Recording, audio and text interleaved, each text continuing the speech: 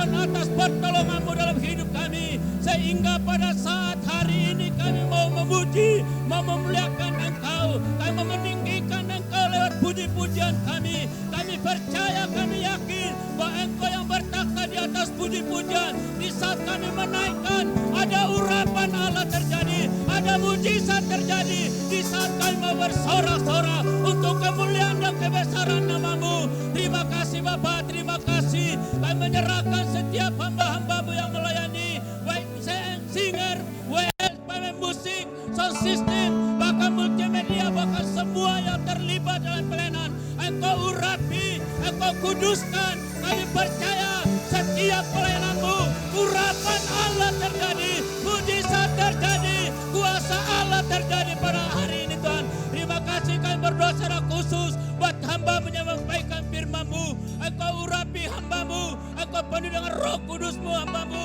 Engkau berbicara lewat hamba-Mu, Engkau berbicara lewat hamba-Mu. Kami percaya firman-Mu itu yang memerdekakan kami, firman-Mu itu memberikan kemenangan bagi kami. Bahkan firman-Mu itu ada harapan, ada kemenangan dalam firman-Mu. Terima kasih Bapa dalam surga. Kami menyerahkan ibadah kami dari awal, pertengahan sampai akhirnya hanya di dalam nama Tuhan Yesus Kristus. Kita katakan bersama-sama, amin. Haleluya. Berikan sorak-sorai bagi Dia. Berikan tepuk tangan yang meriah bagi Dia. Mari kita persiapkan hati kita, puji Dia dan sembah Dia. Firman-Nya berkata, sebab Tuhan baik, bahwasanya untuk selama-lamanya kasih setia Tuhan. Mari saudaraku yang ada di rumah, kita tinggikan Dia, kita puji Dia. Haleluya, haleluya.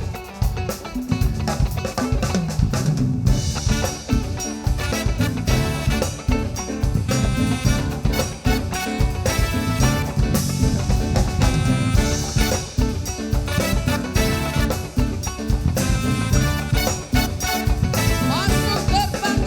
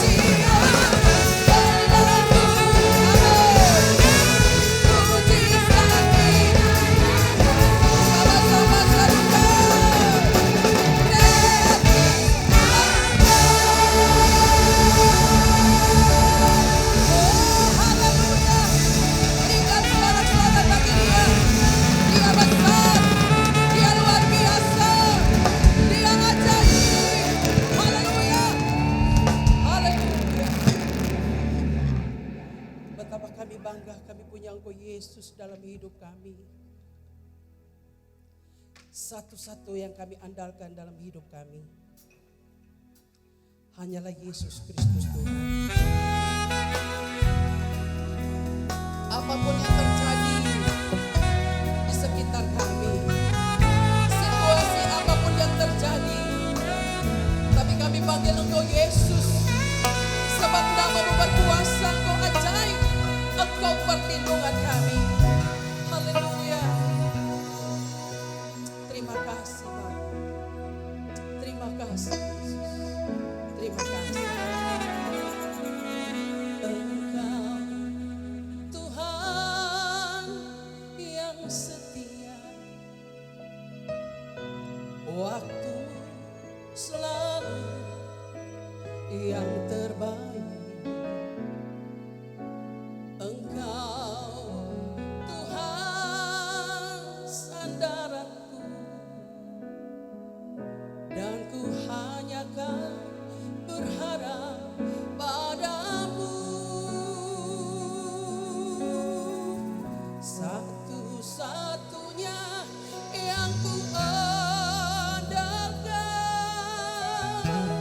satu-satunya yang ku percaya. Engkau sumber kekuatan, sumber pengharapan, sumber kedamaian. Oh, satu-satunya yang ku andalkan, satu-satunya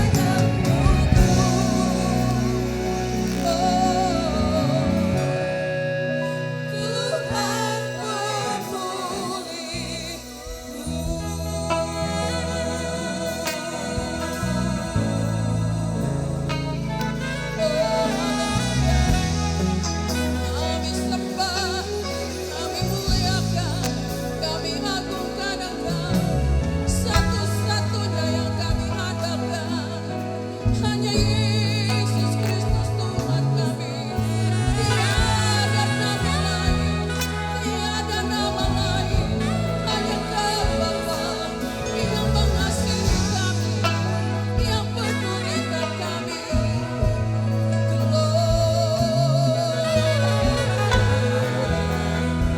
Mari saudara angkat suara bersama Dia.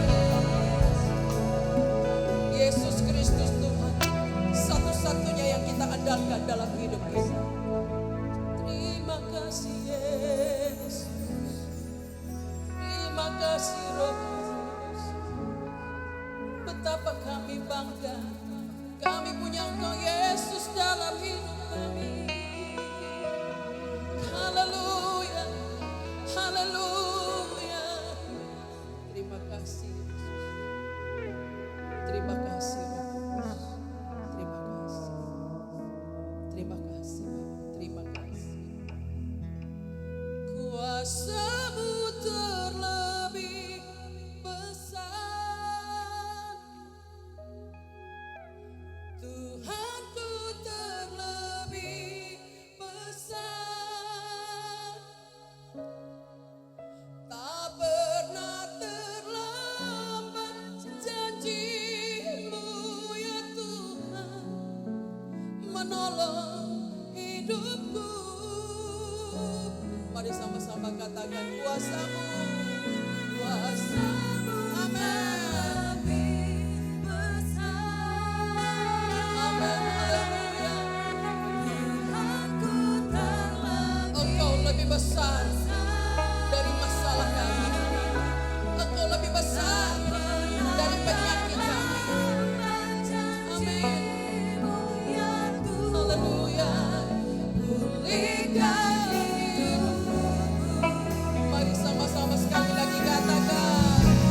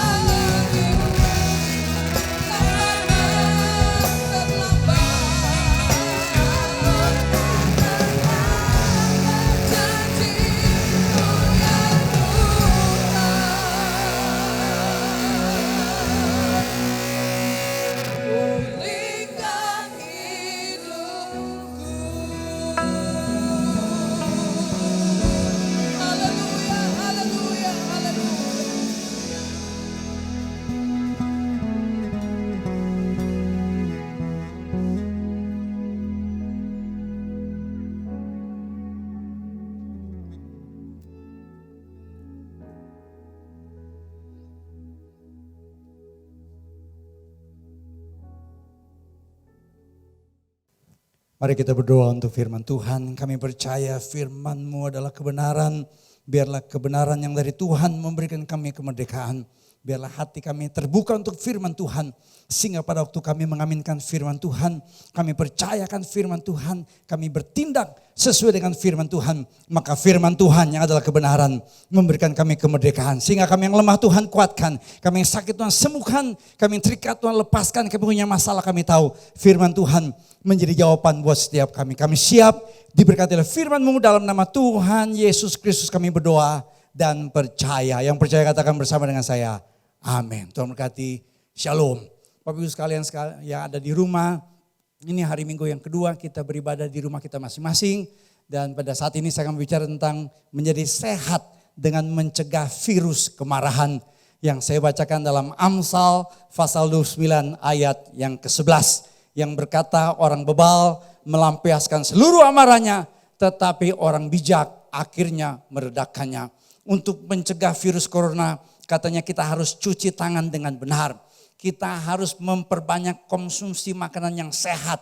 Jangan menunya 4 sehat 5 kolesterol. Dan kita harus melakukan yang namanya physical distancing.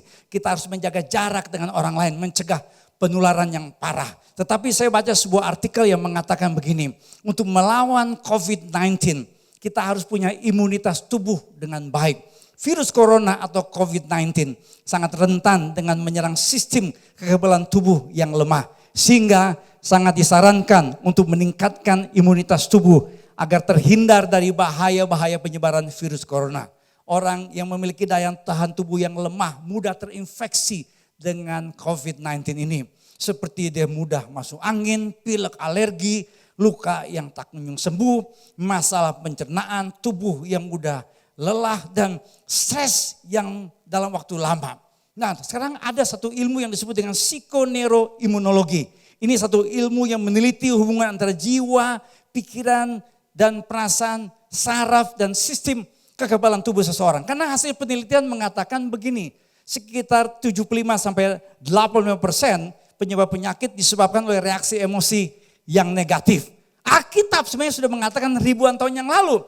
Hati yang gembira adalah obat yang manjur. Tetapi semangat yang patah mengeringkan tulang. A joyful heart is good medicine. Hati yang gembira adalah obat yang manjur. Yang manjur. Saya ini termasuk orang yang suka pakai logika. Jadi waktu nyanyi lagu itu dulu saya kagak percaya. Tapi sekarang penelitian membuktikan seperti Don Colbert mengatakan hati yang gembira itu memicu sebuah yang namanya endorfin. Jadi endorfin itu ya yang berfungsi seperti morfin akan bekerja kalau hati kita gembira. Tapi banyak orang zaman sekarang dia mengalami kesusahan hati, mengalami stres, persoalan dalam hidup sehingga dia sakit-sakitan. Banyak orang sakit sebenarnya itu berasal dari hati yang sedih, hati yang susah. Nah, saya menemukan ada 7 efek negatif dari yang namanya kemarahan. Saya menyebut sebagai virus kemarahan. Kata virus sebenarnya dari bahasa Latin yang artinya racun. Jadi yang namanya virus itu meracuni tubuh. Namun ada virus rohani yang namanya virus kemarahan yang meracuni bukan saja tubuh kita tetapi rohani kita. Dan virus kemarahan ini memberikan dampak bagi kesehatan tubuh seseorang. Yang pertama dia bisa sakit kepala.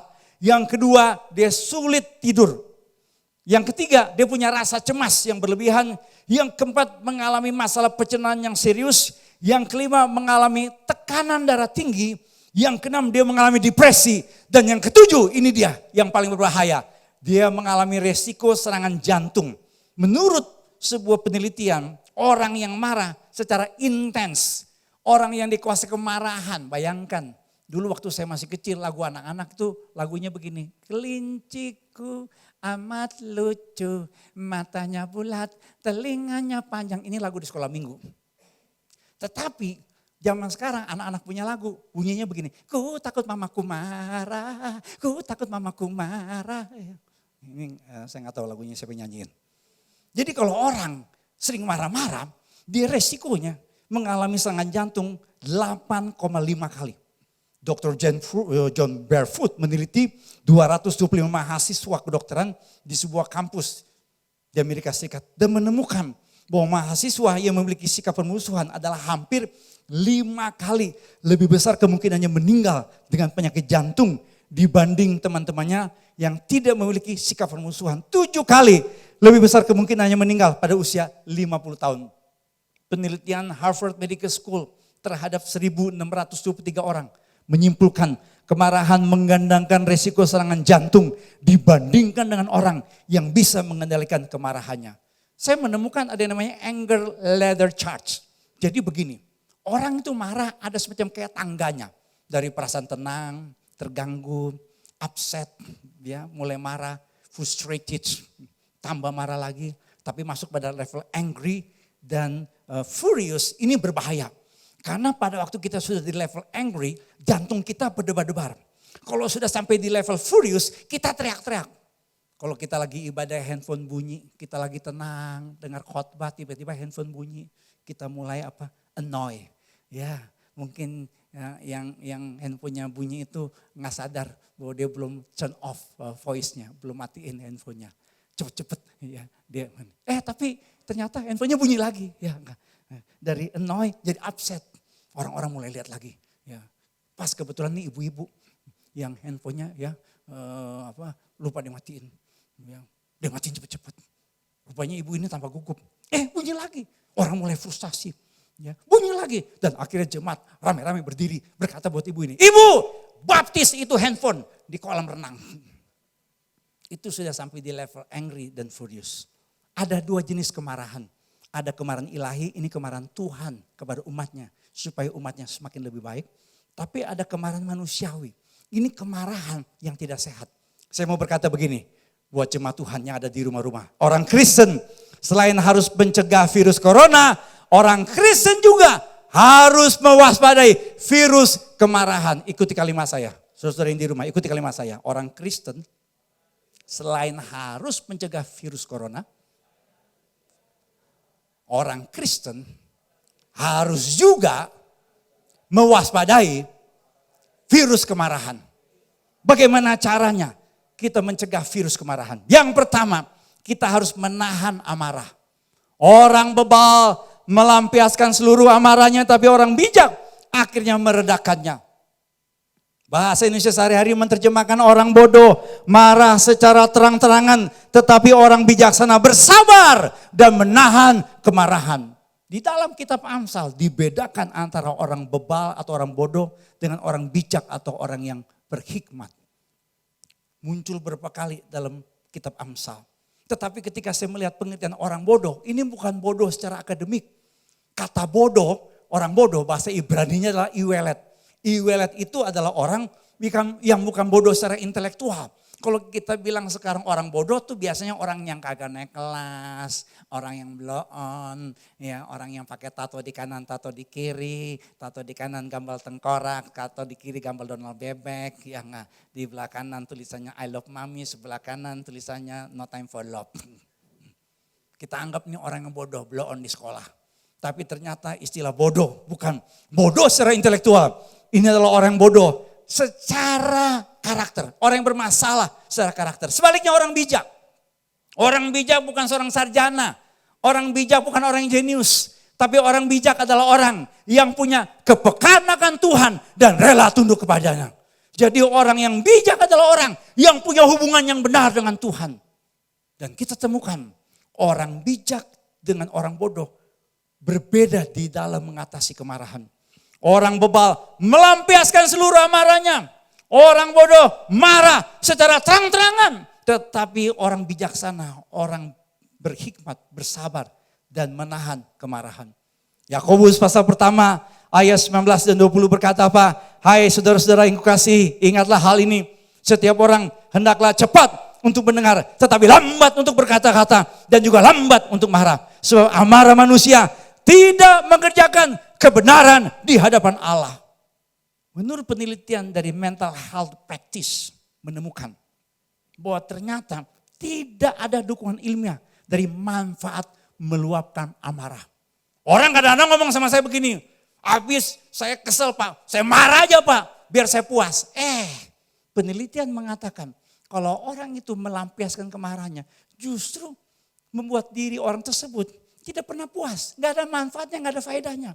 Bahkan menurut penelitian kalau orang suka curhat di media sosial atau secara online, marah, disebut haters, nyerang kiri kanan. Orang seperti ini justru memiliki pikiran negatif dan dia terus-menerus mengalami kemarahan secara berkelanjutan. Bahkan tadi kita menemukan orang yang intens dalam kemarahan, dia cenderung kena serangan jantung. Makanya penyakit jantung adalah penyakit pembunuh manusia. Nomor 1 mengalahkan virus corona. Kenapa? Karena orang kena virus kemarahan. Tadi saya memberikan kepada saudara gambaran anger ladder chart. Kalau saudara sudah sampai di level anger, angry, furious, saudara udah di level berbahaya. Ada sebuah penemuan yang disebut dengan metode 6 seconds pause. 6 second pause itu adalah sebuah penelitian yang katanya memindahkan cara kerja otak dari otak kanan ke otak kiri. Saya akan perlihatkan kepada saudara fungsi otak. Minggu lalu saya juga tampilkan gambar ini. Fungsi otak kiri dan fungsi otak kanan. Orang yang otak kiri cenderung dia pintar dalam matematika. Pintar di dalam analisis berpikir. Pintar di dalam bahasa. Biasanya orang yang pintar matematika cenderung jalan rada ke kiri. Karena dia otak kiri. Orang yang pintar musik cenderung ke kanan. Makanya anak-anak musik itu selalu saya lihat kalau habis ibadah. Dia jalan ke kanan, ke kanan, ke kanan. Ya enggak, itu tempat makan. Ya. Anak musik tuh ke kanan, kanan. Nah, kalau orang marah, cara kerja otaknya berbeda. Otak emosi di mana? Di kiri apa di kanan? Di kanan. Makanya orang seringkali kalau lagi marah, itu logikanya nggak jalan. Handphonenya dibanting. Pasti habis banting karena marah-marah, habis itu nyesel. Aduh, handphone gue belum lunas udah hancur. Karena dia belinya pakai kartu kredit. Saudara-saudara, di Bandung terjadi sebuah kasus yang mengerikan. Gara-gara uang study tour, ayah bunuh siswi SMP yang tewas di drainase sekolah.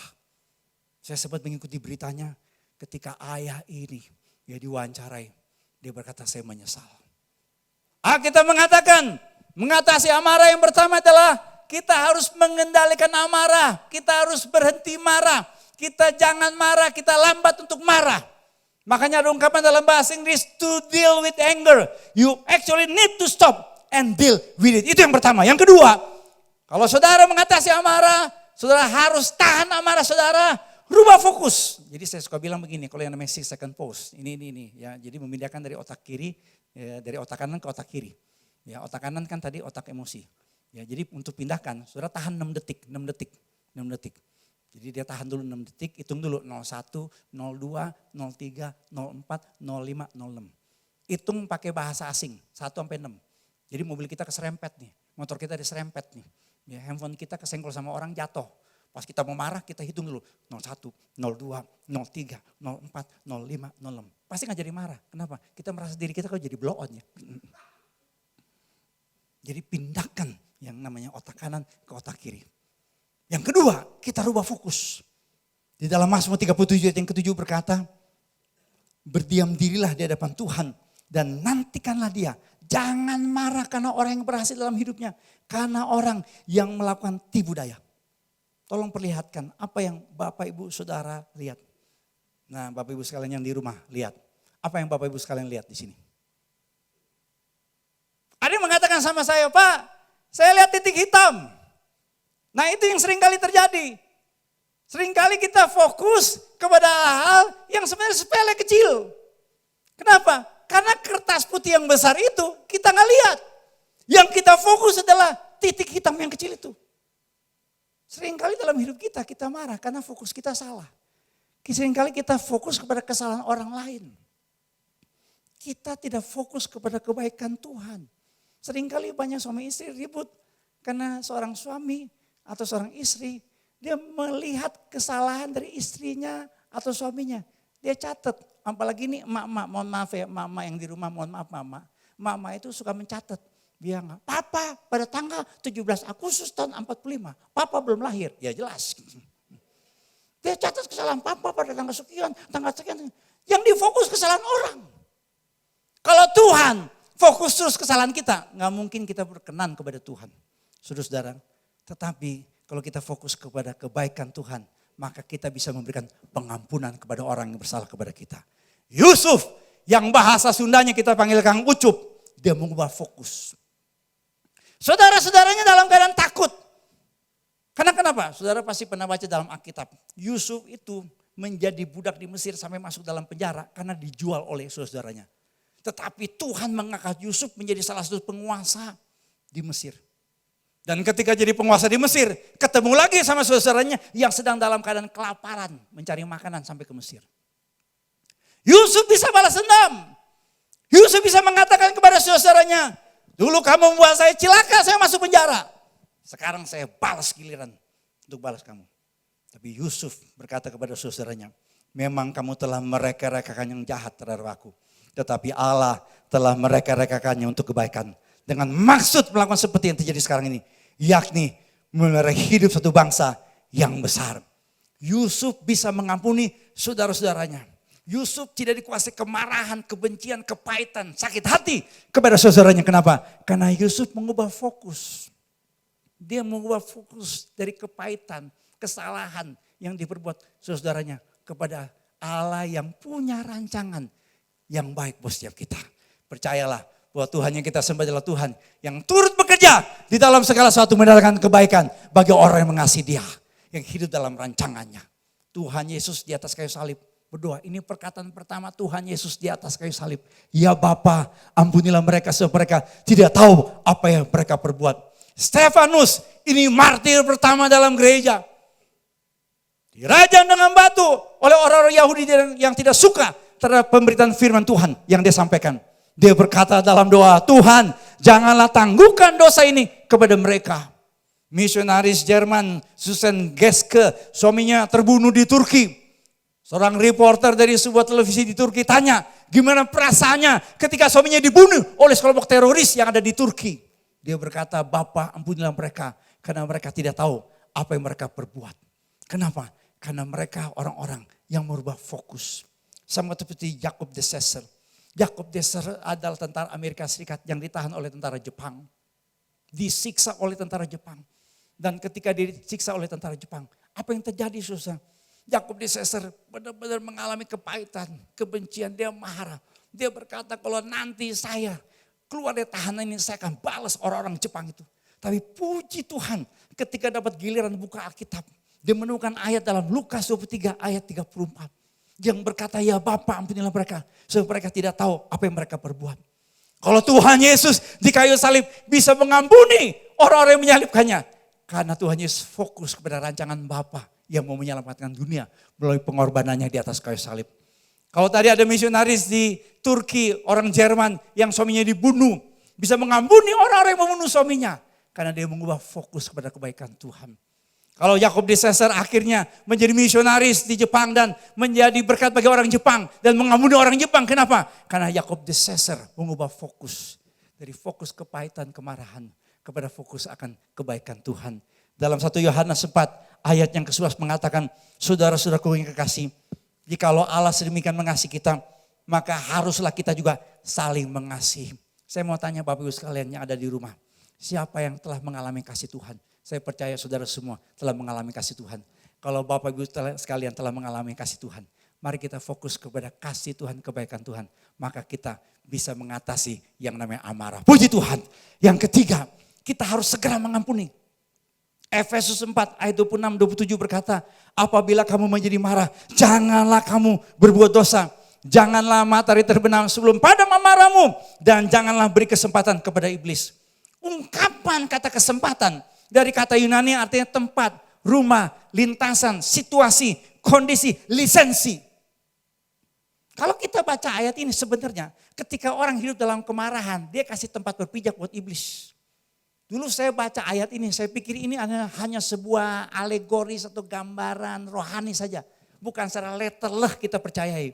Tapi ketika saya baca kesaksian Mukendi ini tulis buku bersama dengan hamba Tuhan Kiniaki. Yang berjudul Direbut dari Cengkeraman Iblis. Mukendi cerita. Waktu saya baca kesaksiannya. Waduh, saya bilang kita sebagai orang percaya jangan membiarkan iblis masuk dalam hidup kita melalui namanya kemarahan atau kebencian. Kenapa? Karena yang namanya Mukendi cerita untuk bisa masuk dalam kehidupan orang percaya melalui roh-roh jahat. Dulu dia ada seorang dukun di Zaire. Caranya gimana? Dia sengaja bikin orang Kristen marah. Jadi dia ketemu orang Kristen, dia pukul orang Kristen. Dan ketika orang Kristen itu marah, maka dia bisa masukin roh-roh jahat. Di mana dia adalah seorang dukun pada waktu itu sebelum bertobat. Tapi ketika ada orang Kristen yang dia pukul dan berseru nama Yesus, malah dia yang kesakitan luar biasa. Yang ketiga, kita harus segera mengampuni. Jangan sampai matahari terbenam. Kita menyimpan yang namanya kemarahan. Maksudnya apa?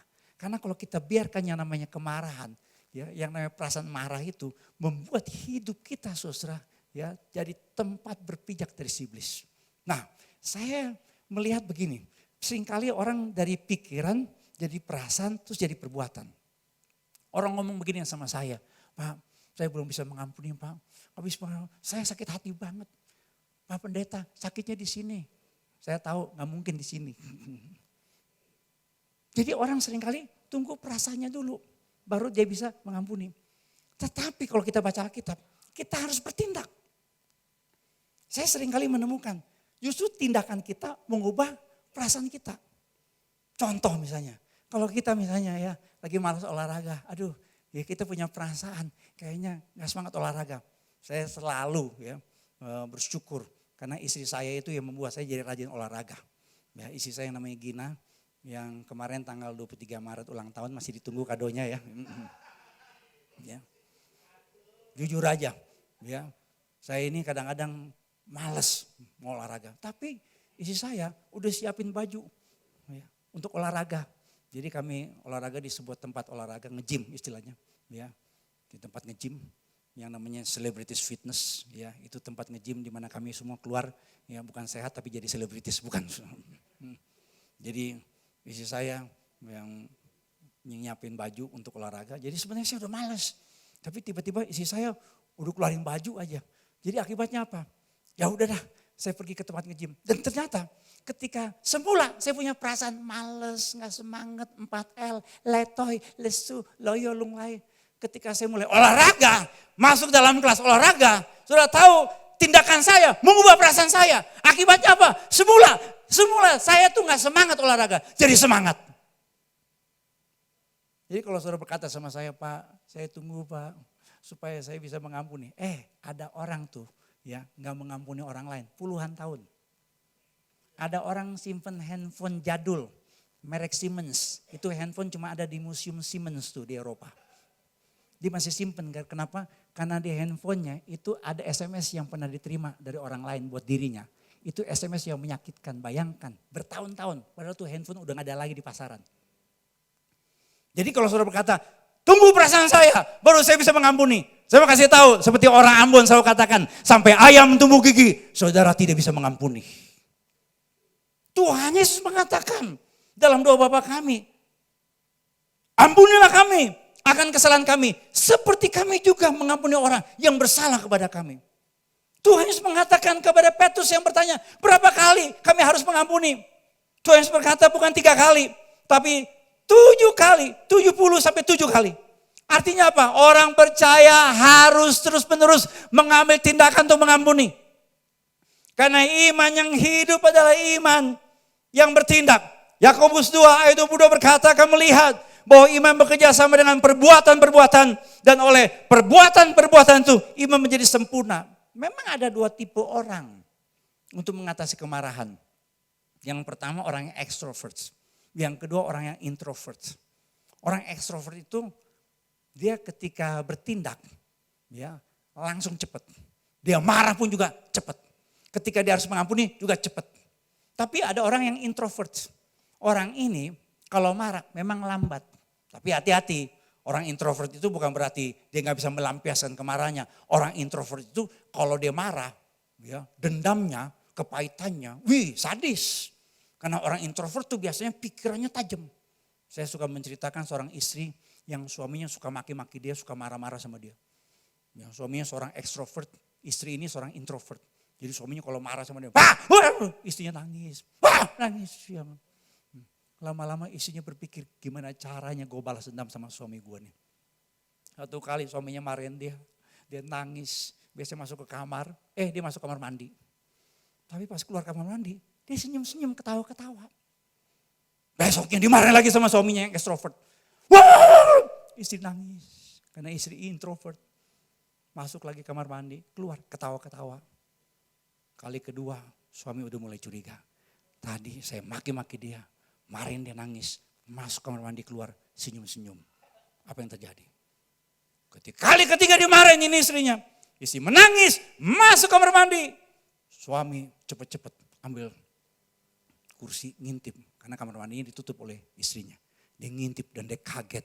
Ternyata istrinya di dalam kamar mandi ambil sikat gigi suami. Langsung gosok-gosok di kloset ya enggak. Dan balikin lagi ya enggak. Ya, itu orang introvert. Jadi kalau kita biarkan yang namanya kebencian. Lihat seperti saudaranya Yusuf. Dalam Kejadian 37 ayat yang keempat. Ayat yang kelima. Ayat 8 dan ayat yang ke-18. Kalau orang tidak segera mengampuni. Apa yang terjadi? Orang membiarkan kepahitan, kebencian, amarah. Bisa menjadi sikap untuk membunuh. Ibu Gloria Atmaja lahir dalam keadaan yang tidak sempurna. Karena Ibu Gloria Atmaja adalah orang yang menjadi korban dari aborsi. Semula dia nggak tahu bahwa ibunya dulu mau mengaborsi dia.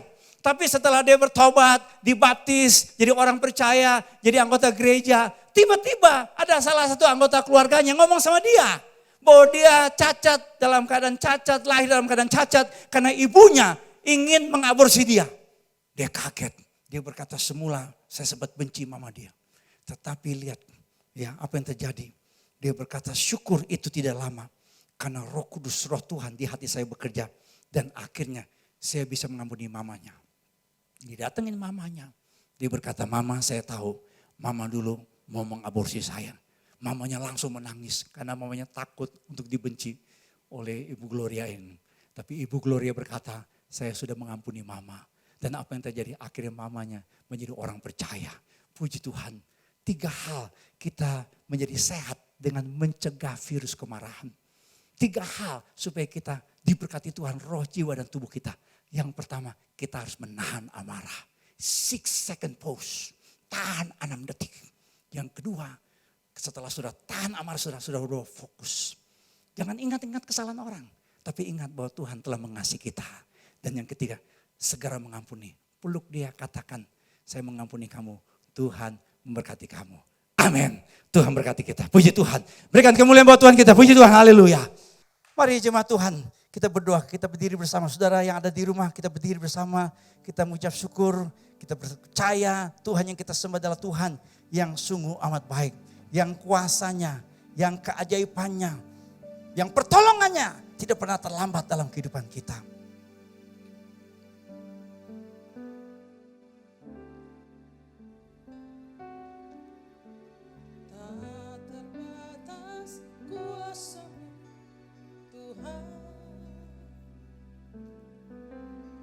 Semua dapat kau lakukan.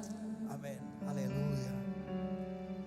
Apa yang kelihatan mustahil bagiku, itu sangat mungkin bagimu.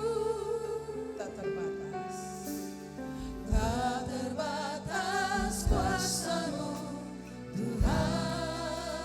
Ayo jemaat Tuhan yang ada di rumah. Nyanyikan lagu ini sebagai keyakinan kita. Walaupun suasana kita saat ini berat. Kita menghadapi persoalan masalah.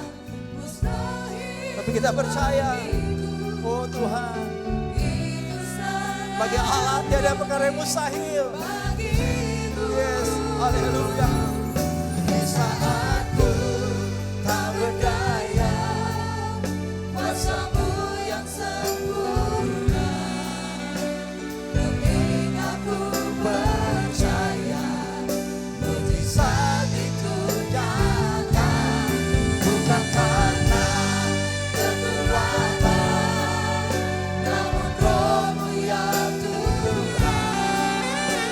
Ketika ku berdoa,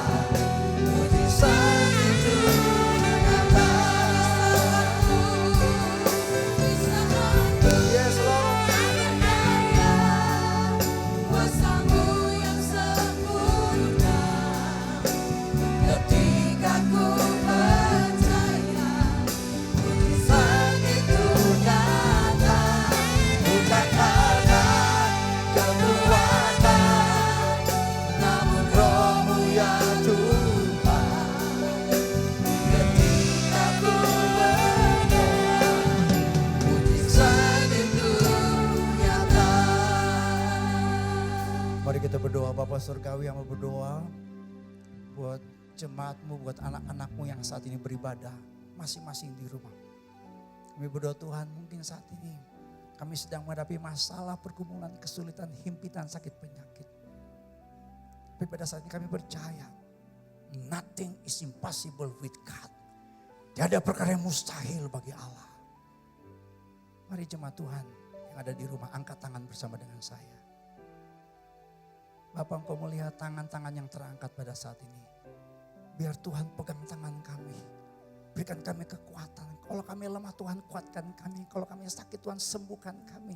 Kalau saat ini kami sedang punya masalah, Tuhan berikan kami jalan keluar. Kalau saat ini kami mungkin masalah berat dihadapi dalam keluarga, rumah tangga, keuangan, Tuhan curahkan berkat-Mu kepada anak-anak-Mu pada saat ini. Karena kami percaya Tuhan yang kami sembah adalah Tuhan yang hidup, Tuhan yang bangkit. Pada saat kami angkat tangan kami, Engkau Tuhan pasti turun tangan. Sehingga kelepasan terjadi, kesembuhan terjadi, pertolongan Tuhan terjadi dalam kehidupan kami. Terima kasih Bapak, terima kasih Tuhan. Mari jemaat Tuhan, kita sama-sama menyatukan hati kita. Kita berdoa untuk situasi yang dihadapi oleh Indonesia dan di seluruh dunia pada saat ini. Kami berdoa Tuhan untuk Indonesia. Kami berkata buat Indonesia, Tuhan biarlah Indonesia diberkati Tuhan. Kami berkata shalom bagi Indonesia, shalom bagi Indonesia, shalom bagi Indonesia. Curahkan berkat bagi Indonesia di tengah-tengah situasi seperti ini. Berdoa untuk para pemimpin kami, berikan kebijaksanaan, berikan hikmat secara khusus untuk mengatasi masalah penyebaran virus COVID-19 ini. Berdoa untuk para dokter, para perawat yang sedang bekerja keras, Tuhan berikan kekuatan, kesehatan dan perlindungan secara khusus. Berdoa buat pasien-pasien yang terkena virus corona dan keluarganya. Kami berdoa Tuhan sembuhkan, Tuhan jamah. Biarlah kami tahu Tuhan bahwa Indonesia memerlukan Tuhan Yesus sebagai Tuhan dan Juru Selamat dalam hidup kami Tuhan. Kami berdoa Tuhan buat anak-anakmu yang saat ini beribadah. Tuhan tutup bungkus kami dengan kuasa darah Tuhan Yesus. Jagai kami Tuhan siang dan malam.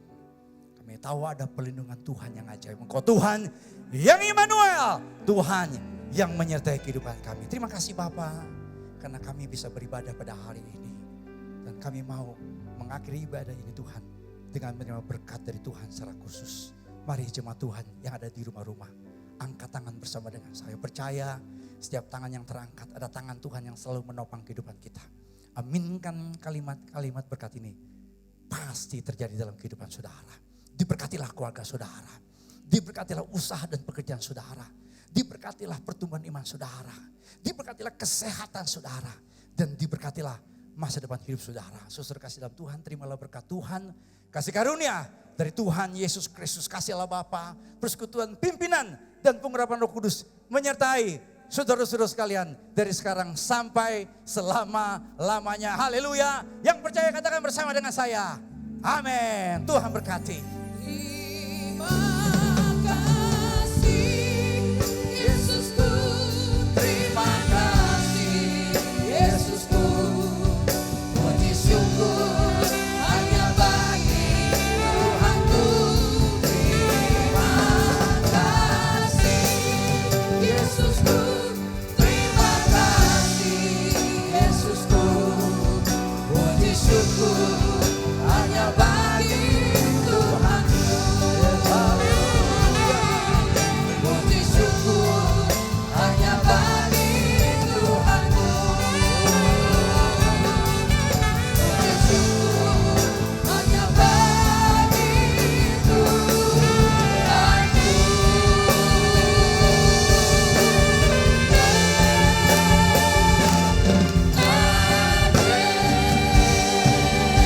Haleluya, haleluya. Puji Tuhan, Tuhan berkati. Berikan kemuliaan buat Tuhan kita. Puji Tuhan, haleluya. Bapak Ibu sekalian, ibadah kita telah selesai. Ibadah kita telah selesai. Bapak Ibu sekalian tetap di rumah, tetap di rumah. Jangan jalan-jalan. Seperti saya katakan minggu lalu, saudara jangan jalan-jalan. Ya, kita ibadah melalui media ini supaya saudara tetap di rumah. Terus berdoa bagi Indonesia, kita percaya Indonesia penuh dengan kemuliaan Tuhan. Happy Sunday, God bless you all. Amen.